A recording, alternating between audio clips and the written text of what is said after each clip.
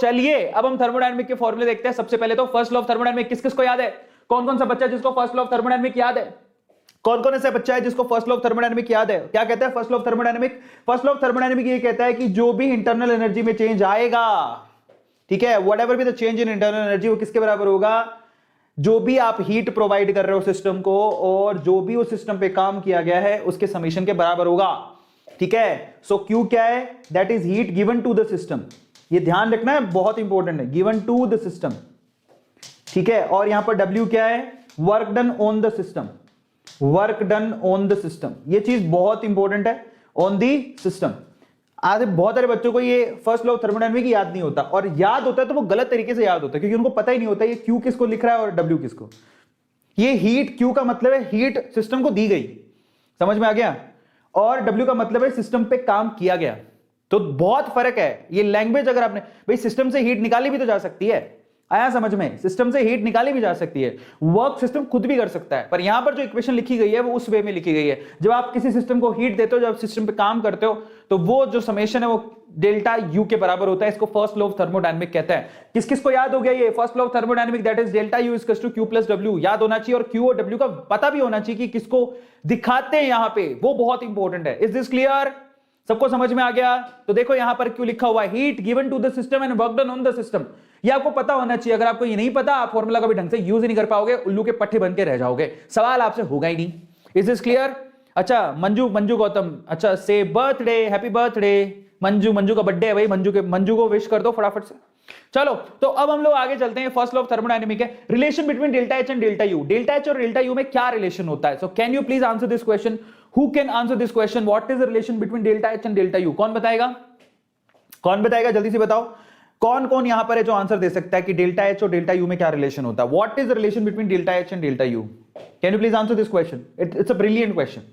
दो रिलेशन होता है total. So I'll tell you what is the relation. There are two relations. Delta H equals to delta U plus P delta V. आप इसको U भी लिख सकते हो, या delta NG RT. Now सबसे ज्यादा काम क्या आता है? वो नीचे वाला. Now that's very very very important formula. Delta H equals to delta U plus delta NG RT. Now this formula is really very very very very very very very important. Okay. So I'll tell you. जरा आप ध्यान से देखना यहाँ पर. देखो जरा. ये जो फॉर्मूला ना basically delta H equals to delta U delta NG RT बहुत इंपॉर्टेंट है. ठीक है, ये बेहद इंपॉर्टेंट है, मतलब कोई लिमिट ही नहीं है. Is this clear to all of you? तो अगर किसी की केमिकल रिएक्शन में नंबर ऑफ गैसेस मोल्स में चेंज नहीं हो रहा तो डेल्टा एनजी की वैल्यू जीरो होगी। In that case delta H delta U के बराबर होगा।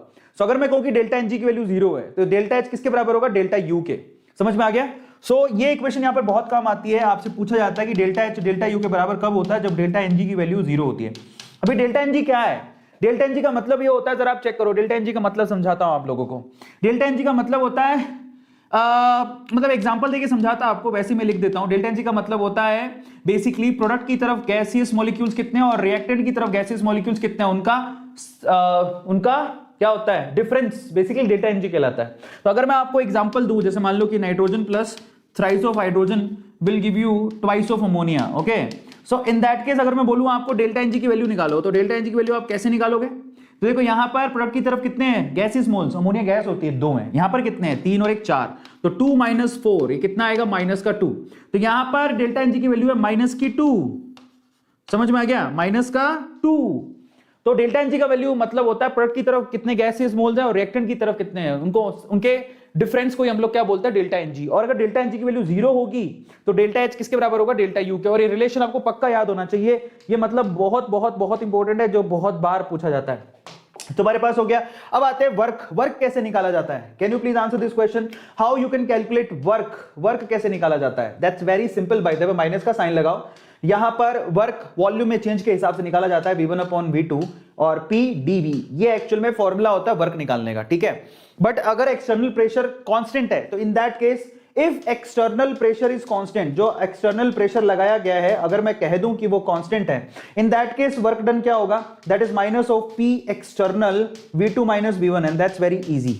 Is this clear? अगर एक्सटर्नल प्रेशर कांस्टेंट है तो ये फॉर्मूला डायरेक्टली लगा दो, आपका काम बन जाएगा। ठीक है, अदरवाइज आप लोगों को थर्मोडायनेमिक एक्सपेंशन के लिए या फिर कंप्रेशन के लिए आप लोगों को वहां पर एक्सटर्नल प्रेशर कांस्टेंट नहीं होता। किसके लिए? रिवर्सिबल प्रोसेस के लिए। इन दैट केस आपको लॉगरिथमिक फॉर्मूला याद करने पड़ते हैं, तो मैं आपको वो बताता हूं। That's very very very important. पहले तो वर्क डन निकालने का सिंपल फॉर्मूला होता है minus of P external V2 minus V1, लेकिन ये तब होता है जब प्रेशर आपका कांस्टेंट हो। समझ में आ गया? एक्सटर्नल प्रेशर कांस्टेंट हो, और एक्सटर्नल प्रेशर कांस्टेंट होता है इररिवर्सिबल प्रोसेस के लिए। So this is applicable only for irreversible process. But अगर आपका प्रोसेस रिवर्सिबल हो तो रिवर्सिबल आइसोथर्मल एक्सपेंशन के लिए लॉगरिथमिक फॉर्मूले होते हैं और आपको याद होने चाहिए। रिवर्सिबल एक्सपेंशन के लिए -2.303 nRT log V2 by V1 या फिर P1 upon P2, आप ऐसे भी लिख सकते हो, -2.303 nRT log P1 upon P2। ये एक्चुअल फॉर्मूला है रिवर्सिबल के लिए। तो ऊपर वाला फॉर्मूला है बेसिकली जनरल एक्सपेंशन के लिए, ये ऊपर वाला फॉर्मूला बेसिकली इररिवर्सिबल के लिए काम आता है। ठीक है, ये इररिवर्सिबल के लिए काम आता है, लेकिन ये दोनों फॉर्मूले रिवर्सिबल के लिए है। ये वॉल्यूम की फॉर्म में है और ये प्रेशर की फॉर्म में है, ये प्रेशर की फॉर्म में है और कुछ नहीं। ठीक है, -2.303 nRT log V2 by V1 या फिर हम बोले P1 upon P2, क्योंकि P is inversely proportional to V, तो यहां लिखोगे V2 by V1, तो यहां पर लिखोगे P1 upon P2। इस तरह से आपको इसको निकालना पड़ता है। Is this clear? बहुत बढ़िया। फाइनली चलिए अब हम चलते हैं थोड़ा सा और आगे। हीट कैपेसिटी क्या होती है? Can you please answer this question? Heat capacity क्या होती है? तो मैं आपको बताता हूं हीट कैपेसिटी क्या होता है। That is C Q by delta V, sorry Q by delta T। जब आप किसी टेम्परेचर में 1 केल्विन का चेंज करना चाहते हैं, तो उस केस में आप जितनी हीट देते हैं उसी को हीट कैपेसिटी कहते हैं। यह फॉर्मूला आपको पता होना चाहिए, C Q by delta T। अगर आप किसी सिस्टम में 1 केल्विन का 1 डिग्री सेल्सियस का चेंज करना चाहते हैं, उसके हिसाब से आप जितनी उसको हीट देते हैं उसको ही हीट कैपेसिटी कहते हैं। अब ये हीट कैपेसिटी दो तरह की होती है। एक होती है स्पेसिफिक हीट कैपेसिटी, जिसमें आपको सिर्फ इतना ध्यान रखना पड़ता है कि सिस्टम में जो मास है वो फिक्स है। तो 1 ग्राम मास वाले सिस्टम के लिए अगर 1 केल्विन का चेंज करोगे तो जितनी हीट प्रोवाइड करनी पड़ेगी उसी को स्पेसिफिक हीट कैपेसिटी कहते हैं। तो C Q upon M by delta T। यह M माने मास है, सिस्टम में कितना मास है गैस का। समझ में आ गया? एक होता है आपके पास molar heat capacity. Now that's very important. Molar heat capacity, जब आपके पास गैस के मोल्स 1 हो, अगर आप 1 केल्विन का चेंज करना चाहते हो तो जितनी हीट दोगे उसी को मोलर हीट कैपेसिटी कहते हैं। तो फर्क क्या है तीनों में? ये है हीट कैपेसिटी जहां पर कुछ स्पेसिफिकेशन नहीं है कि आप गैस का मास कितना ले रहे हो, गैस में मोल कितने हैं। ये डायरेक्टली है भैया, आप कोई भी सिस्टम दे दो, उसमें आप जो भी 1 डिग्री सेल्सियस का जो भी चेंज करोगे उसके लिए जो हीट मिलेगी उसी को हीट कैपेसिटी कहते हैं। लेकिन जब आप सिस्टम में गैस का मास अगर 1 कर दो तो उसको स्पेसिफिक, क्योंकि गैस का मास फिक्स कर दिया आपने, तो वो कहलाता है स्पेसिफिक हीट कैपेसिटी। और अगर आप गैस के मोल फिक्स कर दो तो उसको बोलते हैं मोलर हीट कैपेसिटी। ये फॉर्मूले आपको पता होने चाहिए। अब हम चलते हैं, what is the difference between Cp and Cv। ये Cp का मतलब होता है molar heat capacity at constant pressure, Cv होता है molar heat capacity at constant volume. तो Cp माइनस Cv R के बराबर होता है। R is gas constant, Cp minus Cv molar heat capacity at constant pressure minus molar heat capacity constant volume equals to R। ये R के बराबर होता है, जो आपको पता होना चाहिए। Cp molar heat capacity at constant pressure, Cv molar heat capacity at constant volume. आपको पता है, सबको पता है। फाइनली यहां पर पूछा गया standard enthalpy reaction. Standard enthalpy की रिएक्शन बहुत आसान होती है। अगर किसी केमिकल रिएक्शन की स्टैंडर्ड एंथैल्पी निकालना चाहते हो तो प्रोडक्ट की कितनी एंथैल्पी है उसमें से रिएक्टेंट की एंथैल्पी माइनस कर दो। तो फाइनली यहां पर क्या होगा? प्रोडक्ट की एंथैल्पी माइनस रिएक्टेंट की एंथैल्पी। कुछ नहीं है, बहुत आसान है। प्रोडक्ट की जितनी एंथैल्पी उसमें रिएक्टेंट की एंथैल्पी माइनस कर दोगे तो केमिकल रिएक्शन का एंथैल्पी आ जाएगा।